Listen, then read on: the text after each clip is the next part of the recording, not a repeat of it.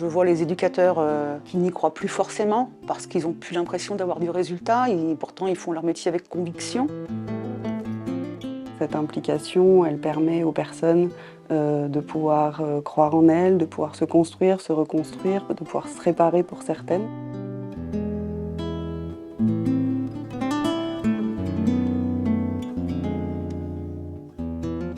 Moi-même qui, suite à un accident médical, a vu ma carrière professionnelle tomber et je me suis vue tomber aussi bas que terre, je trouve ça inadmissible et pour moi il faut vraiment qu'on fasse quelque chose et qu'on lutte contre tout ça.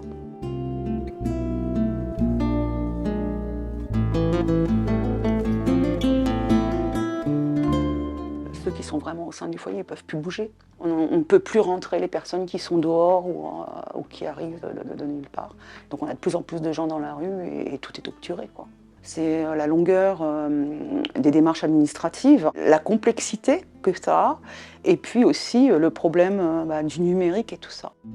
Étant concernée, j'ai eu hier soir un coup de fil de la direction du foyer qui m'annonçait qu'un bailleur social m'avait demandé la photocopie de mon livret de famille, mais qu'en réalité mon dossier de demande depuis 1 an était bloqué parce qu'il voulait absolument mon acte de divorce. Chose que, en réalité, n'a rien à voir avec la démarche de recherche de logement. Et si vous n'avez pas la possibilité, si c'est loin, si les gens n'ont pas le numérique encore une fois ou quoi que ce soit, ça peut vous bloquer définitivement et vous laisser dans la rue.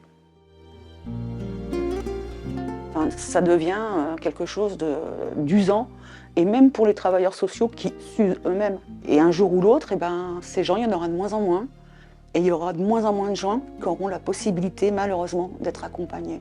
Et c'est très très important, l'accompagnement.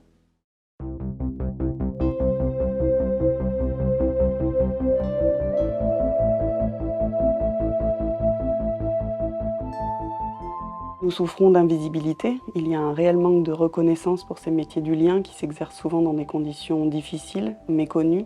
Il y a bien eu cette prime Ségur qui a été accordée au personnel du secteur médical, mais qui n'a été étendue que partiellement au secteur médico-social, créant des disparités même au sein des équipes.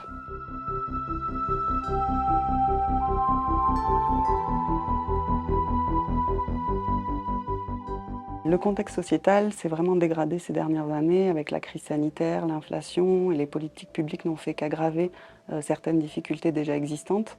On voit justement lors d'une dernière étude Ipsos que 58% des Français craignent de basculer dans la précarité. En même temps, nous sommes en grande difficulté et mis à mal tous les jours pour exercer notre mission.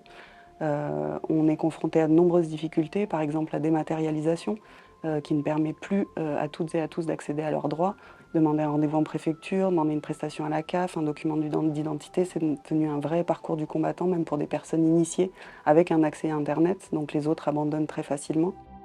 Une personne régularisée est freinée dans son insertion professionnelle, dans son accès au logement, même pour ouvrir un compte courant, parce que les services de l'État qui sont censés délivrer les documents d'identité ne le font pas en temps et en heure.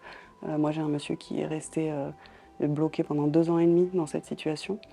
La question du relogement est très complexe aujourd'hui, avec la réduction du parc social, l'augmentation des coûts des fluides, avec la crise énergétique, le coût des logements, les délais des mises en place des mesures d'accompagnement au sein même des logements.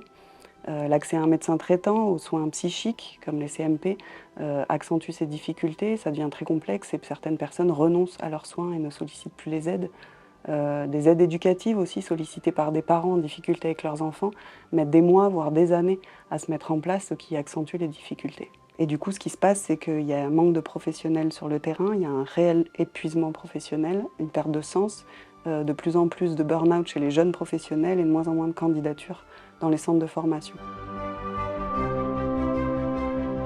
Les pouvoirs publics doivent comprendre que notre enjeu aujourd'hui, c'est un réel manque de moyens et qu'ils doivent prendre conscience du caractère essentiel de nos missions et de prendre soin de ces acteurs pour la société d'aujourd'hui et celle de demain.